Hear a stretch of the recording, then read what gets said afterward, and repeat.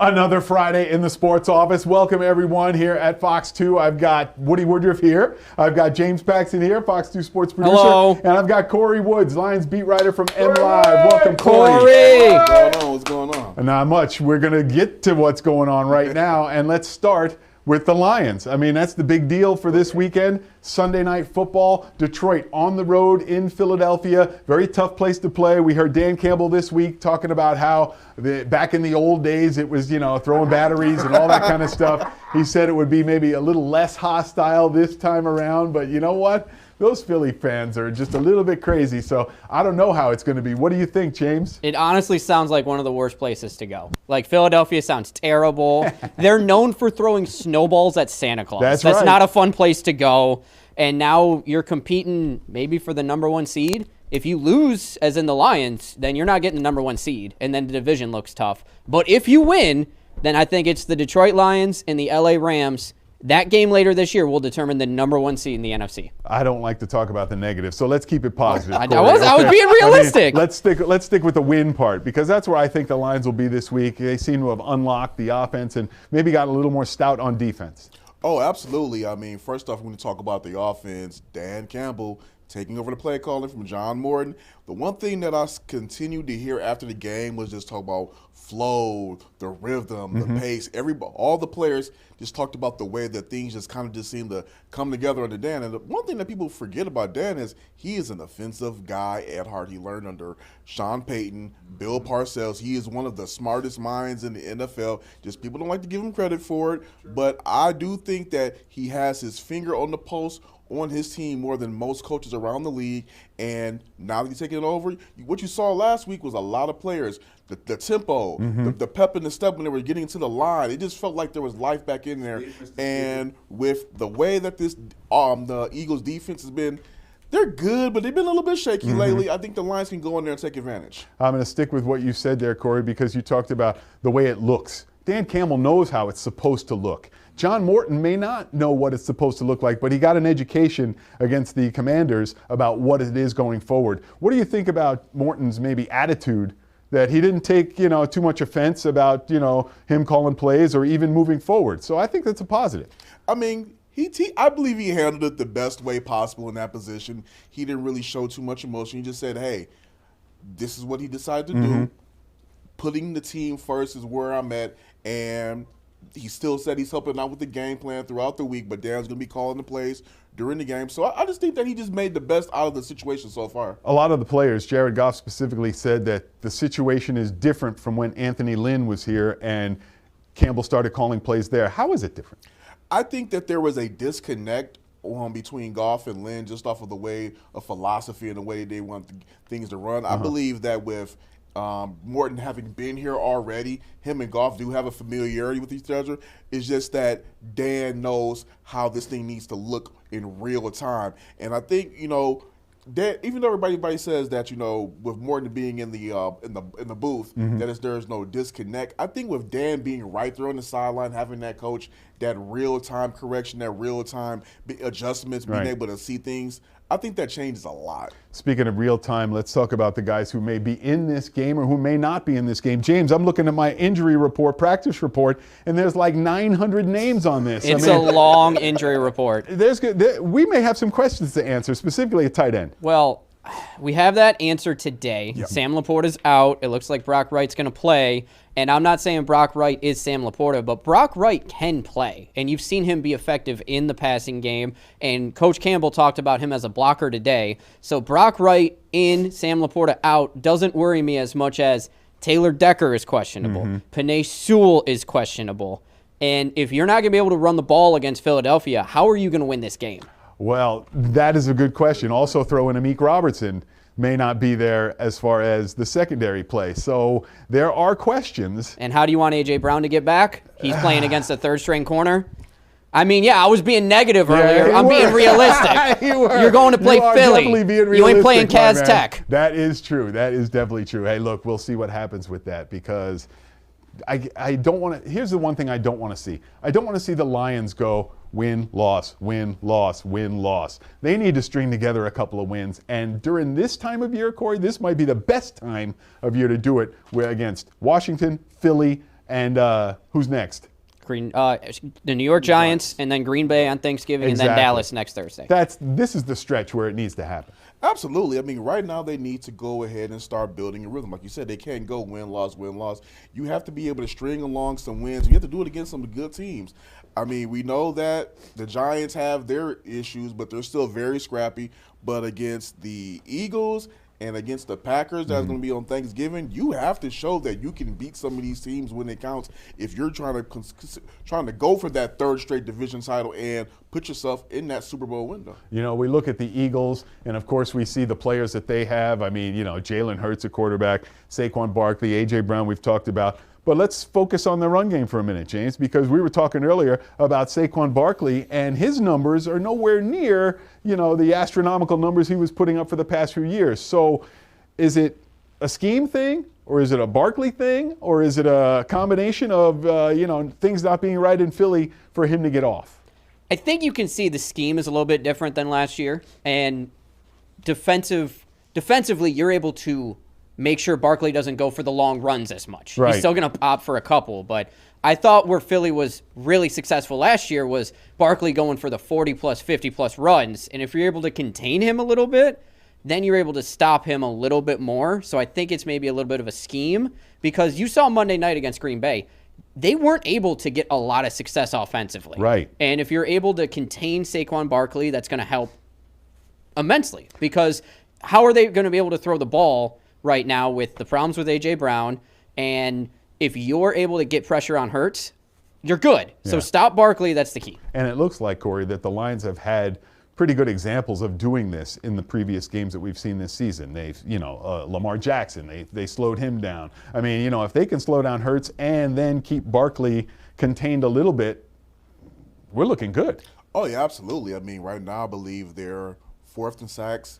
And, you know, right now I believe they're fifth in rushing yards allowed. So Kelvin Shepherd has proven that maybe he won't be able to stop a Lamar Jackson. Maybe he won't be able to stop a Jalen Hurts, but you can definitely neutralize them. You can slow them down. And if you're able to do that, that at least gives you a puncher's chance of taking those teams down. And we've seen Kelvin Shepherd, he's been licking his chops to get his chance to prove what he can do against these offenses. He did it against the Ravens. Right. Things got a little bit tricky with the Chiefs, but I believe that this one is going to be the one where he showcases that he can get it done. All right, we hope to slow down Philly, but let's crank things up here on the sports office and go into the Zoom room. Let's go over here where Harold Howard is hanging out. Who do we got in here, Howard? We got Nicholas in here. We need Nick. We need Nick. Bring him up. Bring up Nicholas right now. Hey, Nicholas, you got on mute. Nicholas, are you there?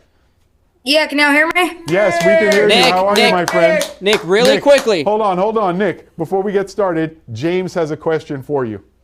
Nick, I can real answer quick. it. Real quick, I need you really quick. I'm going to give you a mulligan and you get another pick because Sam Laporta's out. Yeah, I'm and very that's sad about unfair. that. But it's unfair because you made that pick on Monday. So now Friday, 2 days before the game, I'm going to let you give us one more pick. So who do you got for Sunday's game?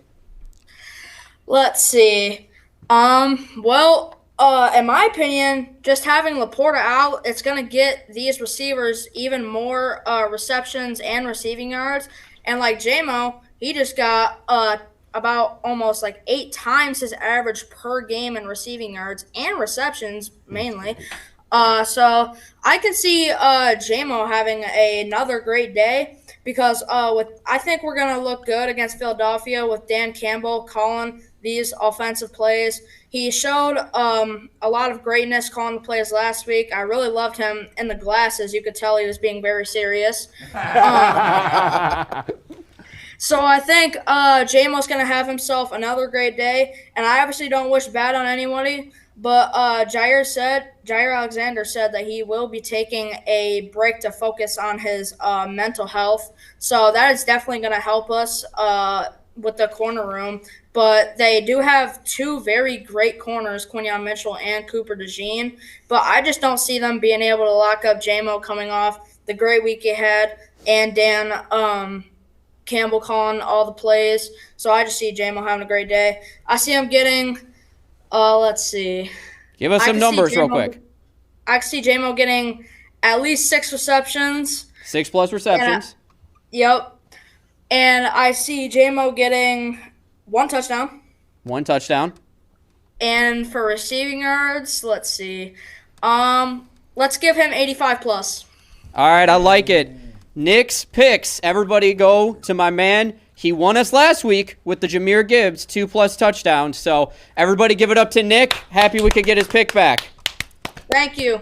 Thank you, God. Nick, for calling in. I'm Howard, who else we job. got? Every good redemption. That's it. Go Lions. Who else we got in there, Howard? Fabian. Let's get bring Fabian up real quick Fabian. before break. Let's bring up Fabian before we have to break. Hi, Fabian. Fabian! How we doing? Happy Friday, team. Happy Friday to you. We're talking Lions right now. What do you think this week against the Eagles? What are we talking? Come on. Well, What's do you happening? think? What do you think? Lions? Can you hear me? Bomber. Yo, can you hear me? We tried. All right, well, Fabian. tried. We'll catch you Okay, next Fabian. time. Thank you very much. Look, obviously, Nicholas was big on JMO, and he did make some points. What do you think about his performance there, Corey? Man, he's great. He could be on the beat, couldn't he? For sure, for real. But Corey, real quick before break, that is one of the guys you could tell that is very important to Dan Campbell. So when he's Yeah. calling plays, there's 2 people I thought immediately if Dan Campbell's calling plays, they're going to be more effective. That's Jamison Williams and it's Khalif Raymond. Because for years, Dan Campbell's been big on JMO and Khalif Raymond. So are we going to see more of Jamison Williams going forward?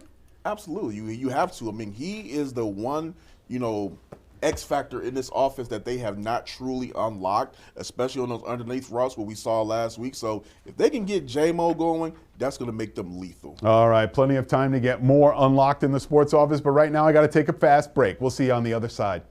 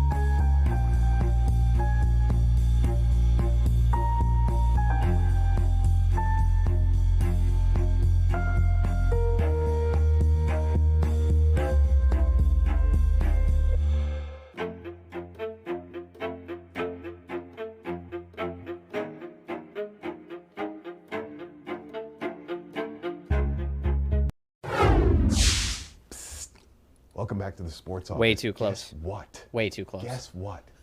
The Pistons are the best team in the Eastern Conference, winners of 8 straight. How about that, boys? It's unbelievable. And Unbelievable. And they are in action tonight against the Philadelphia 76ers. The drive for 9 in a row is on. James, talk to me about this amazing Pistons team. Well, I think the win the other night was just so much of a miracle. I mean, you are without 7 rotational players. your top 4 leading scorers, and you go in and beat the Bulls by over 10 points with Dennis Jenkins. You better and put Paul respect Reed. on Dennis Jenkins' I'm name right not there. going to disrespect Dennis Jenkins because he's been great for a couple games now. Yes, he has. Corey, this has been amazing, this kind of performance right from the start of the season. It's not even like we had to build into this, maybe in December or January. It's now. I mean, JB Bickerstaff has these guys playing. He's almost on some Dan Campbell thing. He has his finger on the pulse because you see them. They're talking about grit. They're talking about next man up.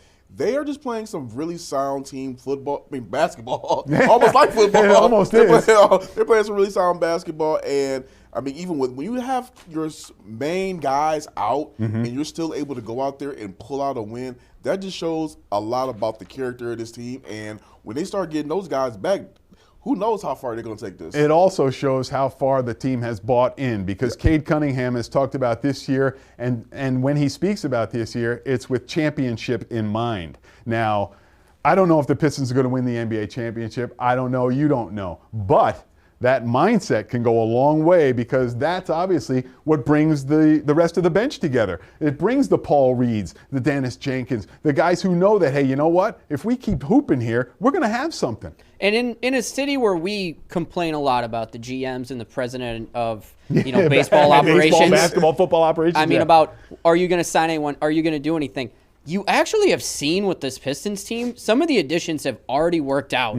Duncan Robinson has been able to have a couple really good games, and then the other night with a lot of the starters out, he was probably the known veteran who was going to be the main guy, and he had a really good game against the Bulls. Yeah. And you've already seen Karis LeVert have a couple good games. And no, they're not the star players, but that's what you're looking for when you wanted to improve from last year to this year is a couple guys who are going to help make the team better and more physical. And it also starts with the momentum. Yes. Because at a certain point, momentum becomes real, no matter what sport you're playing. I mean, these guys are obviously learning, hey, you know what? Tonight, if we just do what we need to do, we can win this game. And there's no more like hesitation about, well, I don't know. It's now all full steam ahead because it doesn't matter if you're the first guy on the team, the 7th guy on the team, or the 15th guy on the team. Almost like football, everybody's going to play and everybody's going to make a contribution, and that's what's key. I mean, you got guys like you said, B-Ball Paul. What he did the other day was just like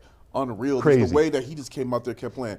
Dennis Jenkins, with those guys, with their point guards out, he's making a name for himself to really stay on this roster, and not go back to the G Really League. good point. I'm curious to see how JB's going to handle that when Sasser comes back. That's going to be a tough decision. But I think the way that they're playing right now, I know some fans might want them to go make this big move. I think you have to ride this out right now and see exactly what you have before you start tinkering with the roster. Especially if Ivy comes back, Yeah. because we need to see what he brings to this group before you add anything to it. Well, that's the biggest question mark, and it's is he going to make the offense look better? Is it going to cause a little bit of a disruption with the offense?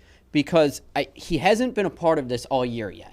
And you've seen how Cade can just take games over, and Duran helps with the pick and roll. Yeah, but I think they know how he plays. So But it's not that they know how big a he transition. plays, but how does it work in this offense this season? I'm curious about that too, because even last year when the Pistons went on their run to the playoffs, Ivy was out for that. Right. So you was able to see Cade. I don't want to say as a solo act, but you was able to see him as the featured act by himself. And I'm curious if Ivy comes back, how does he disrupt that flow? Because right now, Cade has the spacing that he's really needed his entire career, and we're seeing him become the player that everybody thought he could be. And he's also bringing guys with him, Duran specifically, because he said that's becoming a crazy right. I mean, combination. the quote from Cade was, "He's the best big man I've ever played with." So I mean, that's big, especially with both guys being young, part of this core. They're going to grow together. So let's see if they can, have success together. That'd be huge if they could. You've already seen a big jump from Asar Thompson. Yeah. He was bringing the No ball doubt. up a ton early this season, and he's already a great defender. You want to see him become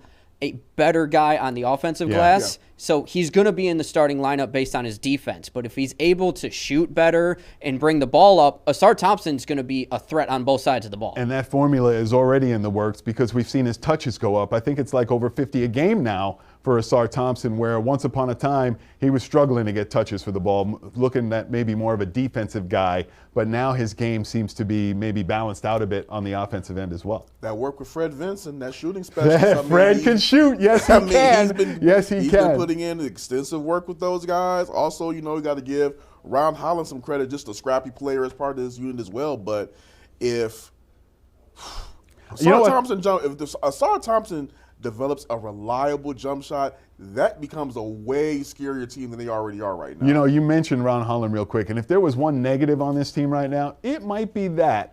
Ron Holland maybe not fulfilling the potential that we thought he would have at this time of year after his rookie year.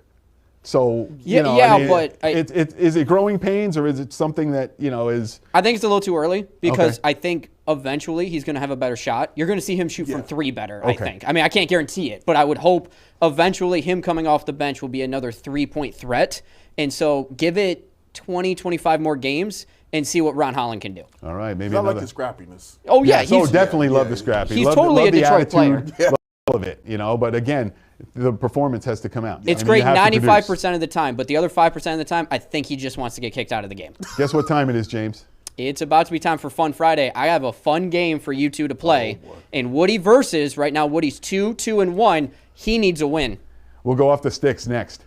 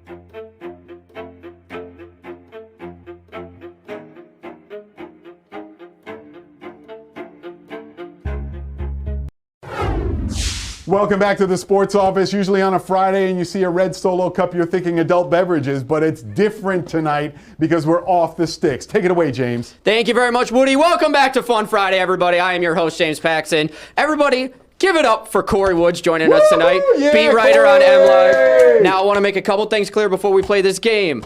Paul, Sean, Brooks, nothing is in these cups. We haven't started drinking yet, so we're good to go. The game this week in Woody Versus is catch a cup with a cup. So, Woody and Kory both have red Solo cups. It's simple. You have to try to catch this cup with that cup. Whoever has the most at the end wins. I honestly think it's just going to be 1-0 You or think so? 0-0. We But got skills, bro. we got a couple minutes. Corey, why don't you go first as our guest? Go ahead, Corey. Good All luck. right, you ready?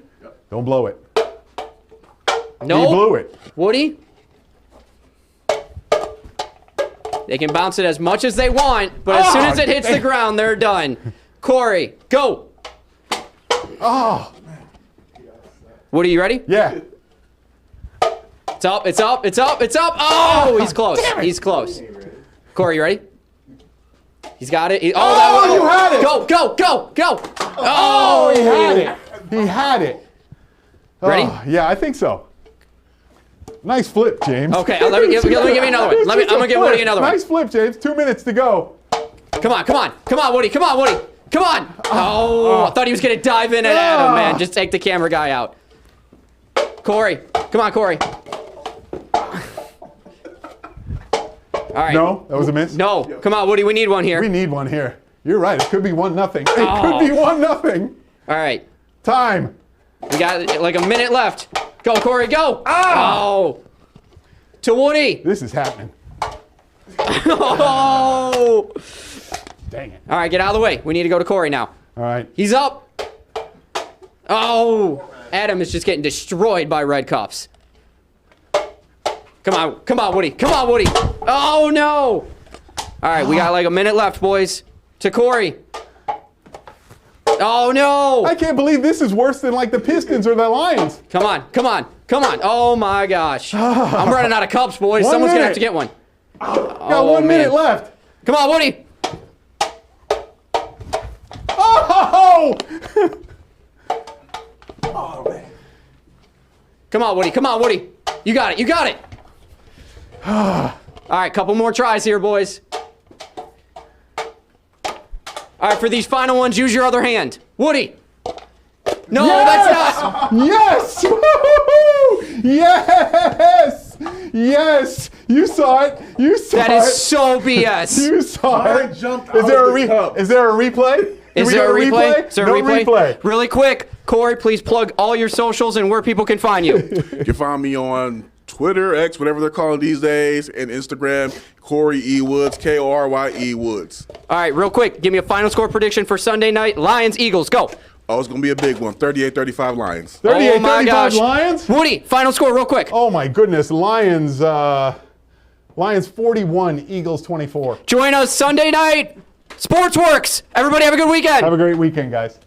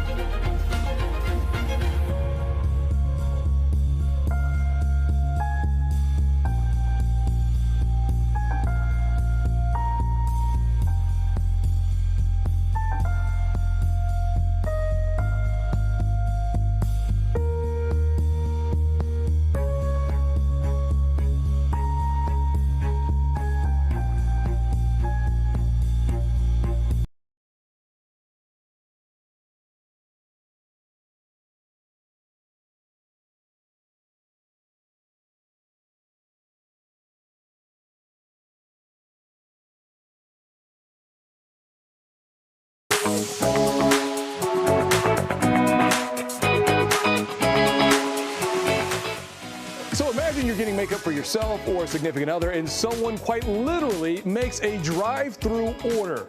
Yeah, check this out. This is video from Royal Oak where a police chase ends with an unplanned stop at an Ulta beauty store. Now that driver, yeah, they really got in there, and you see a look at who that suspected driver is. Join me and our panel as we make our own Woodward Dream Cruise to figure out what happened here, as well as look at other must-see videos of the week. Welcome, I am Brandon Hudson. This is the rundown. Now, before we get back to that crazy dash cam video, we got to introduce our panel here. First, I want to introduce Aaron because I got to say here, we got to take a few moments of silence for those vacated wins that Michigan State had to give up. We're really bad at cheating. Yeah. That's the thing. We're really bad at cheating. You got to be like Michigan. That's the thing. We could have learned from Michigan, gotten less of a punishment. Maybe having 4 fewer wins, 5 fewer wins, whatever it is for Jonathan Smith, maybe that gets him closer to being fired. I don't know. Yeah. Maybe shouldn't be calling for people's jobs on here, but it's all right. Yeah. It's all right. You know, you're a fan. You're I'm a fan. I'm talking as a fan at this point. He's a fan. He's a fan. Yeah. Right. All right, next. So we got Ronya Shimona. This is, look, I saw you, I had video of you jamming out to Eminem in the producer's booth. What? Before the noon. I wasn't able to get it in, so next week. Oh, no. Unless Ronya and Aaron do something more influencers in the wildlife, we will have that video of Ronya jamming out in the producer's booth from this week. But Ronya, how you doing? I'm doing great. I'm ready to get this rolling here. We got, you know, the coolest freaking wrestler in town. So yeah. Like that. So look, that gets to our special guest. It's a guy that I know, that I've met through Michigan wrestling, pro wrestling. I think this guy is going to go beyond Michigan. You might see him in WWE, TNA, AEW. He's a very humble guy, and he's from Michigan. It's Dean Hendricks. Dean, how you doing, man? What is up, guys? It's great to be here. It's great to make my TV debut, man. This is awesome. Welcome to the rundown. Look, man, I will say this: we do have a little bit of a beef because we have crossed paths in the wrestling ring a couple times. There may be another time coming soon. You showed up to my job time and time again, being this part-timer. I just figured I'd do the same courtesy and stopping by your job. Well, you're welcome. Well, here's the thing. I mean, we have such a wrestling thing going on here with Dean and Ronya, a former ring girl. Feels like the right time to bring that up again. That's awesome. Always. It never gets old. No, not at all. Never gets old. But hey, man, welcome. Yeah, thank you. We're going to get back to some of these stories here. We're going to start our engines, get back to this Ulta drive-thru. Police say that a suspected drunk driver disregarded a traffic stop, led police on a chase, which ended at that Ulta beauty store on Woodward and Royal Oak. Fortunately, no one was inside. You see this video. Look, fortunately, this happened at a time when nobody was in the store. But this is pretty crazy here to just see people go off like that. And Ronya, I gotta ask, have you ever shopped at Ulta? All the time. Yeah. Online. For a reason. For a reason. No, but I gotta tell you, Brandon, do you remember when you guys all laughed at me when we discussed a similar situation? I said on air, I will never sit by a window for this because I always have a feeling these kind of situations happen. Well, you can't laugh at me anymore. It happens. It did happen. Yeah. You can't laugh at her now. Yeah, B, what do you got to say about that? No, I mean, you're right. See? You're right. You know, it's women's intuition, and I will never doubt you again, Ronya. Dean, look, let me ask, you guys got lead feet? You guys? I don't want to say anything outside the presence of my lawyer. Okay. All right. Okay. Can you imagine you're driving fast and then you realize, oh, I'm about to hit this building. She got a good ways into that store, too. I want to point that out. So she was clearly going at a pretty good clip. You saw how she took off. I mean, kudos to the officers for being able to get out of the way that quickly when she did take off. Because those situations can get really scary. And again, fortunately, no one was inside the store when that happened either. Yeah. So look, we're glad that everybody's okay, including the driver. Again, this is one of those warnings. Don't mix alcohol and driving because you might end up like the person who's been arrested here. Allegedly. All right, so police. They are known to serve the community in many ways, whether it's stopping dangerous drivers or delivering a baby in a car. Check this out. It's the miracle of life. That is what happened in Melvindale. A pretty uneventful shift for some officers turned into an unforgettable moment. They helped a mom who went into labor. And then be sure to check out Camila Muri's story on our website, fox2detroit.com. But part of the story shows an officer walk another officer through this process of delivering the baby while the mother is pushing that baby out in the passenger seat. This is pretty incredible. You know, we don't often get to see babies delivered, but when it's like this, what do you guys think? Amazing. Yeah. That kid's never going to hear the end of this story. Yeah. This kid's going to be told like a million times to him. That's pretty insane. You couldn't wait. You had to be delivered on the side of the road. That's what mom is going to be saying to that kid for his entire life. Now, if I were the driver, we would have made it. I'm just saying. Hey, there we go. Well, I will say this: they did get stopped for speeding. So maybe it was a good thing. But I'd like to see you try. They're trying to be fast and furious. I'm just trying to be. You know, they're trying to be fast and furious about it. That might be the premise for the next Fast and Furious. Get Vin Diesel on the line here. Wow. He's going to try. Trademark it. You got to trademark it. There you go. You hear it first. For real. Next summer blockbuster, Fast and Furious Delivery Baby Edition. However you want to put it, because I messed that part up. You got Vin Diesel just trying to drive and deliver the baby. You got The Rock pulling him over. Like, what do you think this is? Yeah. That's a good premise. There you go. You heard from Dean Hendricks. All right, well, from one unreal video to another, I want you guys to look at this here. This is a super typhoon. It hit the Philippines. That's a bridge. What? That's a bridge that people use. Oh my gosh. Recently caused this bridge to shake back and forth. What is crazier is these types of storms happen about 20 times a year in that area. So the next time you question Michigan's weather, just know it could be worse. And look at the very end of that bridge and that clip right there. There's someone standing at the very end of it. Yeah. Like they weren't on the bridge when it was shaking. Otherwise, I think they'd have been catapulted off of it. But there was someone right close at the end of that. I got to ask our resident daredevil, Dean. Look, man, you climb ladders, you've jumped from top ropes.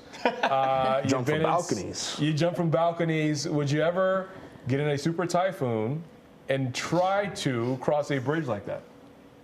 Pay me my rate, brother. And I'm there. Excellent. All right out the store. That's insane. That's great. That's crazy. You know what this reminds me of? This, if you've ever been to the Detroit Zoo, there's a red panda exhibit where you try to cross a bridge. It doesn't shake as violently as that, but you get on there and it will like you were like second guessing, like maybe I don't know if I should get on this. Meanwhile, the kids are just like, oh, this is the greatest thing ever. But kids with no sense of fear probably jumping up and down on that thing. Oh, no, yeah, kids and Dean Hendricks, they really don't have any kind of sense of fear. Am I right in saying that? Yeah. We mesh well together in that category. Give me a couple of crazy experiences you've had in the ring. Oh, dude. Well, one of my first, my introduction to pro wrestling, I actually had my teeth knocked out. Oh. It was within my first 5 matches. Man. There was these two bad boys right here are veneers. Because of that. So that was my introduction to this business. And you kept at it. Yeah.